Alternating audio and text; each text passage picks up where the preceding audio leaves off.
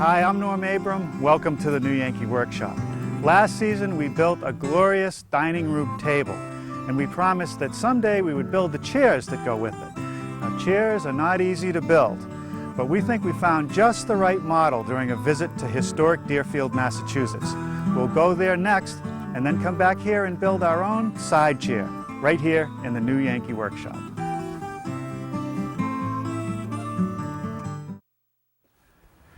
Once again, we find ourselves at historic Deerfield, this time at the Frary House, built in 1730, became a tavern in 1790.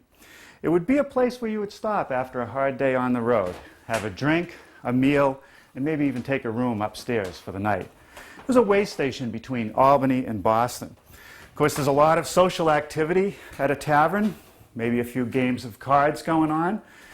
You need a lot of chairs for all the people staying here, so there's plenty in this house. Now here we see 4 chairs around this table set up for tea, but the chair that really caught my eye in this house is this one right here. A very elegant dining chair. It's an upholstered seat, which just pops right out. We have a splat back here that meets up with a nice arched crest rail, which I would guess is mortise and tenon right here at this corner. Very elegant post, sort of curves down to the seat. The stretchers are very simple, no molded edges, just straight cuts. We can do the woodworking, and we have a little experience with upholstery, so let's go back to the new Yankee Workshop and build ourselves a couple side chairs. Well, here's our version of that side chair that we saw at historic Deerfield.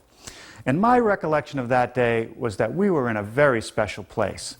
I mean, imagine it, 200 years ago. It was basically cornfields up and down the Connecticut Valley. And right in the middle of that, a collection of great houses filled with wonderful pieces of furniture like this chair. And these were produced by local craftsmen in small shops, all by hand. Now, this is going to be a challenge for us, even in our high-tech shop. The more I studied this chair, the more complex I realized that it was. I mean, look at the back. The legs splay out as they go up to the top. I have this arched crest rail and this intricate fretwork in the splat. Now, if you'd like to build your own side chair or a set of them, a measure drawing is available, and you'll hear more about that before the program ends. Now, we're not building just one. We're going to build a couple. And when you build multiples, you want templates. So here's a series of templates that I made. The first one I'm going to work with is this one. It's for the back leg. It's the actual shape. It shows the intersections of the stretchers, the rail of the chair, and the basic height. Here's a piece of mahogany that I'm going to start with, 1.5 inches thick for that back leg. I'm going to line it up, make sure that it's set in the right position, and trace it. Now, before we cut this piece, let's take a moment to talk about shop safety. Be sure to read, understand, and follow all the safety rules that come with your power tools. Knowing how to use your power tools properly will greatly reduce the risk of personal injury. And remember this, there is no more important safety rule than to wear these safety glasses.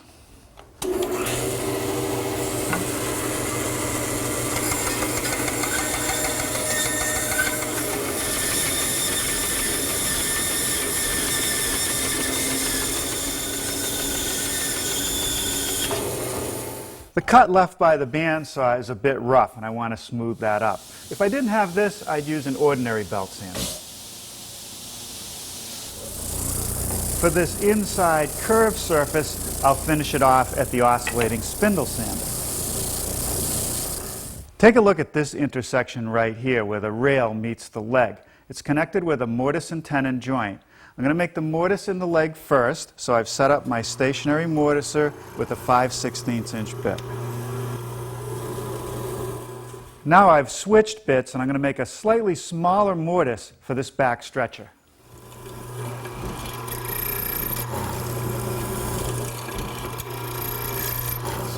The next step is to cut the rail to length. Because the legs splay out at 5.5 degrees, I have to angle those cuts. Now I'm setting up to make the tenon on the back rail. Let me show you this test piece. You can see that the tenon is offset more on one side than the other. I'm starting by setting up for a 1/4 inch depth cut. I've installed a stop block for safety as I push the piece through. And I've adjusted the angle on my miter gauge so that there's no gap between the stop block and the end. Now I can run the piece.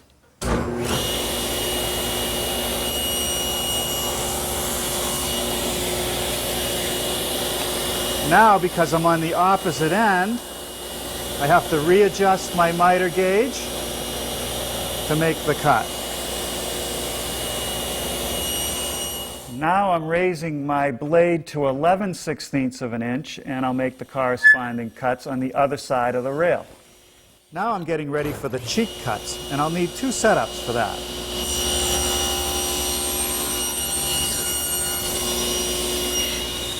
I'll complete the tenons here at the bandsaw. Now, before we do any more work on this rail, let's make this stretcher down here. It's the same process. It's not a bad idea to do a dry fit before I glue any pieces up. I want to continue with work on this back rail. The next step is to make this cove right here. I'm going to do that at the router table. I've got the router loaded with a 1-inch round nose bit. Now we'll make this little 1/4 round detail along the top edge. Here I've installed a 1/4 inch bit with a guide bearing on it, and I'll run the piece through flat.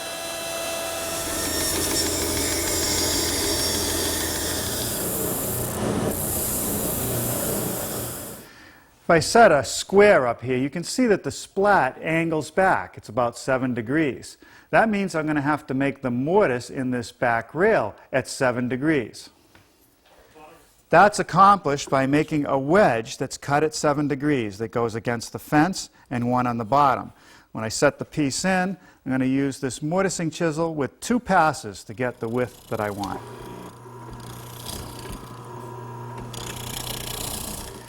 At this point, I'm ready to lay out the gentle curve of the post. I have another template made out of 1/4 inch plywood. I set it in place along the back side of the leg and trace the outline.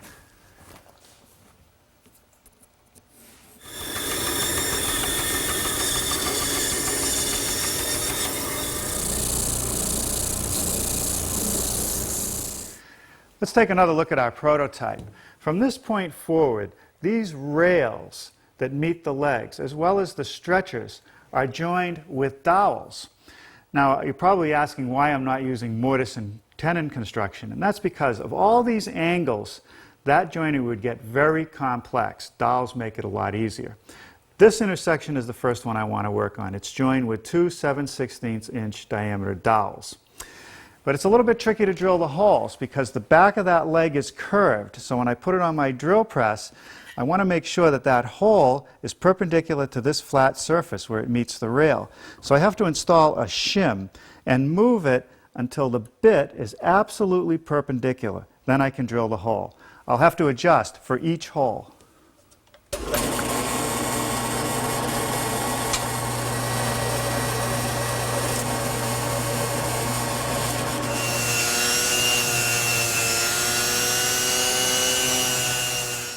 Well, now it's time for a little bit of assembly. I've put glue in the mortise and on the tenons, and we'll make a small sub-assembly of the back pieces we've built so far.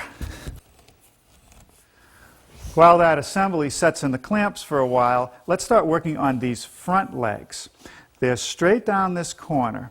The inside edge of the front and the side is tapered. And if I tip it towards you from the top, you can see that the corner is cut at an angle. This is actually 79 degrees. I want to make the tapers first.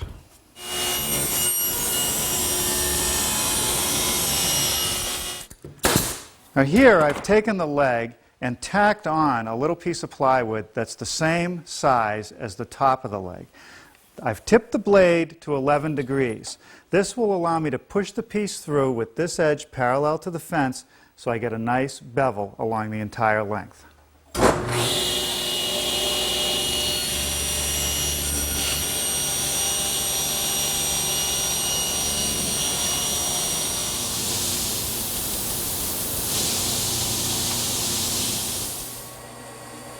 Now we're ready to drill the holes for the dowels.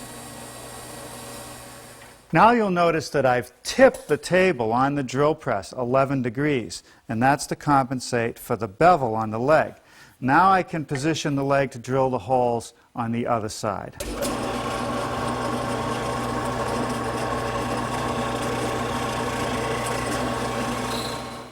Now I want to work on the seat rails. There's one in the front and one on each edge. I've already cut them to length. The legs are going to go here and here. The side rails are beveled at 11 degrees, both at the front and at the back, and the front rail is simply set at 90 degrees. I've also laid out the location for the holes I'll need for the dowels. I'm going to start with the front rail. And to drill the hole, I'm going to use a doweling jig. This section in the middle actually is where the bit will go through, and that will hold the stock so that it's perpendicular to the end. And the vise will center the hole on the thickness. I'm using a 7/16 inch diameter bit. I'm going to drill it about 1 inch deep. Let me show you this problem and how I'm going to solve it. Here's one of the legs with the holes I drilled for the dowels. If I stick the dowel in it, you can see that the dowel is 90 degrees to the surface. If I take the rail, which has the bevel cut on it, and put it behind the dowel, you can see that I'm going to have to drill a hole that's perpendicular to this angle in order for the dowel to fit properly. Now I can't do that with the jig unless I modify the jig. If I set the rail in the jig, you can see that I can make the end perpendicular to the jig, but the jaws are at an angle. However, if I very carefully manufacture some wedges to go on each side that are beveled at 11 degrees, that will hold the piece in the right position. But before I can use the jig, I have to attach these with some hot glue. That ought to hold them in place.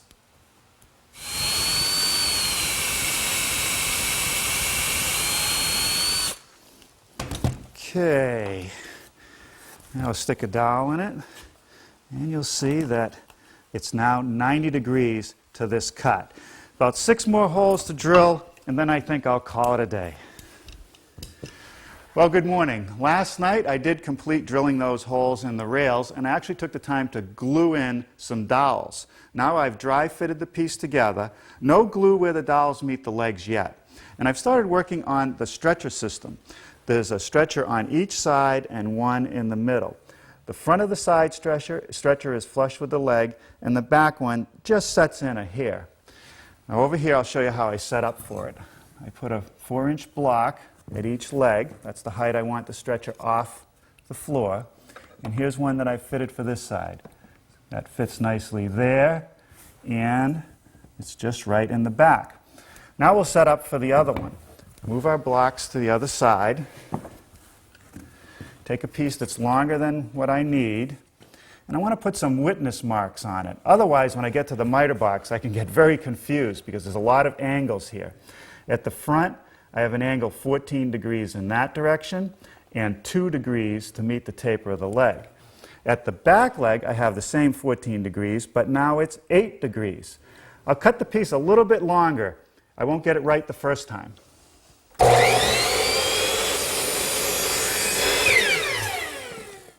All right, let's see how we did.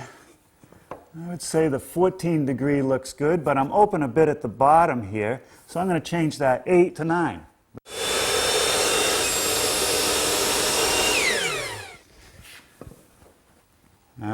That's what it should be. Trial and fit.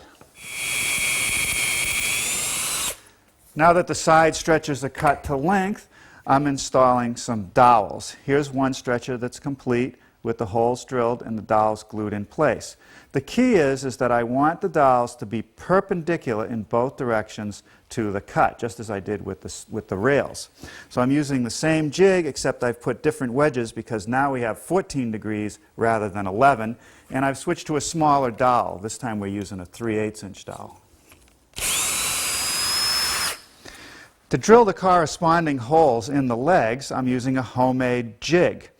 And the reason I made a homemade jig is that my factory-built jig would be just too time-consuming to adjust to all the bevels and curves of this leg. And this works just as well.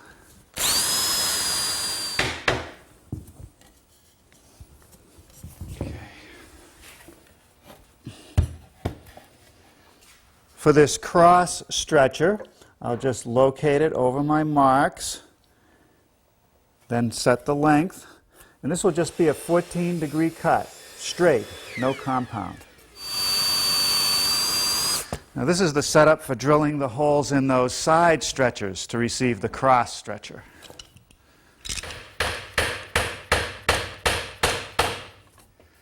Let's take another look at our prototype.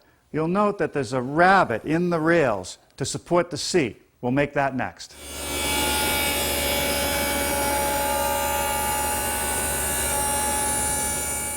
Here I'm gluing together the 3 seat rails to the front legs. All right, that's all clamped up. Now I'm not going to attach this to the back legs yet. After it dries, I'm going to run it through my router table, rounding over this top edge all the way around. Well, now let's start working on the splat. It's a 1/2-inch piece of mahogany with a very decorative cut. I made a template from the antique original, and I've transferred that information onto another blank. Now the tool that I'm going to use to cut it out, we don't use very often, but when you need one, and it's a scroll saw. It has a very fine blade, which will give me nice clean cuts, and will be able to get into these small areas. In order to cut out these interior shapes, I need holes through which I can feed the blade. I like to cut those at the drill press.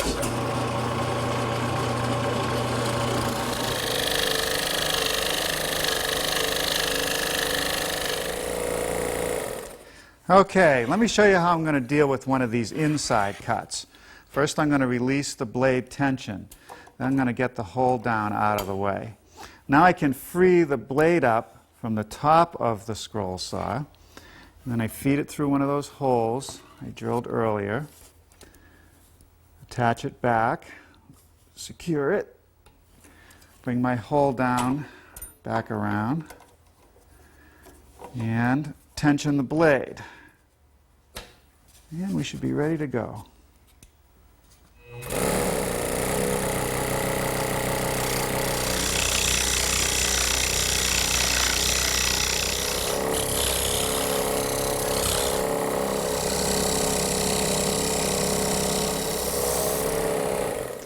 I've completed all the work with the saw blade. Now I've switched to this little sanding belt, which is available for scroll saws. It'll help me do a little touch-up. I don't need much, but it helps.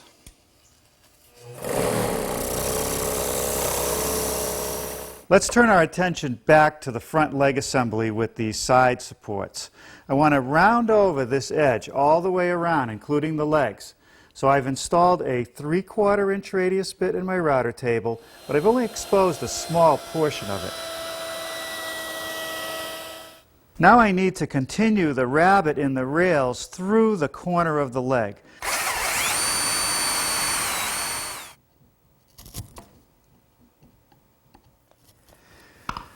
Well, now it's time to attach the back to the front.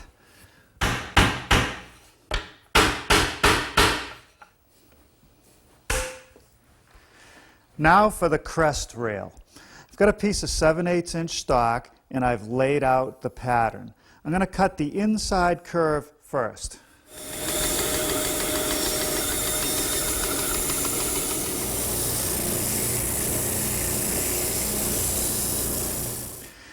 Note that the bottom of the crest rail is rounded over. It's a lot easier to round over the section near the splat now.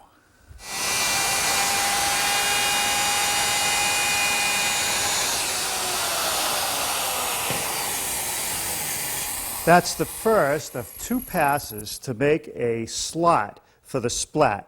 I'm using a rabbiting bit. I've got 3/8 now. I'm going to raise it up so I get a 1/2 inch wide groove. That fits in there good. Now I'll cut out the top.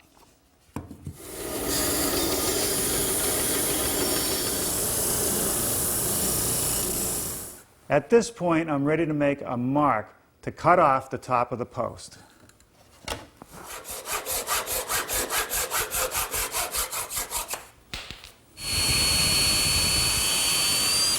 Now this crest rail gets attached with a 7/16 inch diameter dowel, one on each end.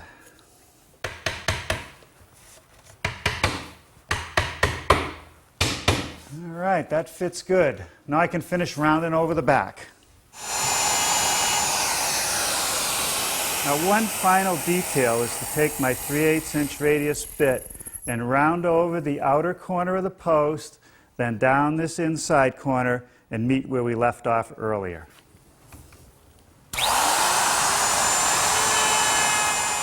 I've just cut some small glue blocks that go at the front and back corners. So let's upholster a seat. The seat starts out as a piece of 3/4 inch plywood that's slightly smaller than the opening in the chair. I cut out the center. I don't want it to be solid. I want it to have a little give. The first piece of material that goes on will be on the top of the seat. It's a woven polypropylene, and what that does is it provides support.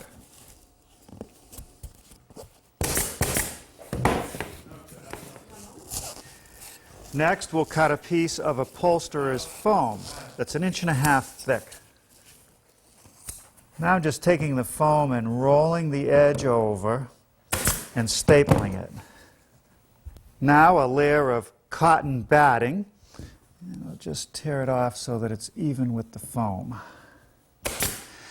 And finally, the fabric itself. In this case, we're using an ultra suede, and the idea is to pull it and tuck it so that it's flat without wrinkles and nice and even. And finally, to cover all my staples, this black polyester spun bonded fabric, purely for cosmetic reasons. Let's see how we did. All right, there we have it, our first 2 side chairs. Now all we have to do is apply a finish, and we know how to do that.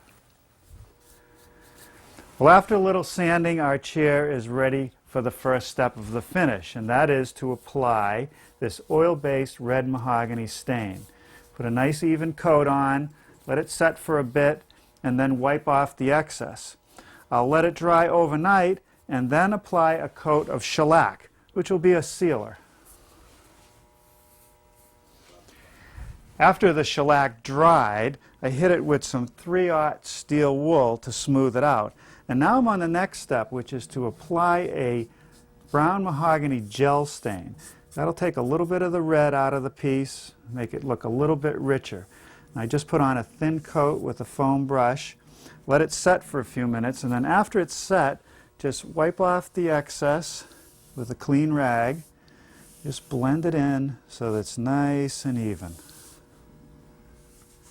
And when we're through at this stage, we'll let it set overnight, and then we'll be ready for some polyurethane. Well, here it is, our side chair with several coats of polyurethane and the upholstered seat reinstalled. If you've enjoyed this new Yankee project, you may want to try some of the others. There are projects meant for the workshop, the garden, the kitchen, and many more.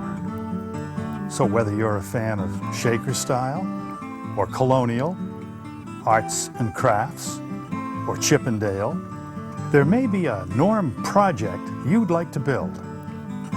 Whether it's a clock or a gazebo, a picnic bench or a Windsor chair, a child's toy or a sailboat, visit the New Yankee website at www.newyankee.com for a complete listing.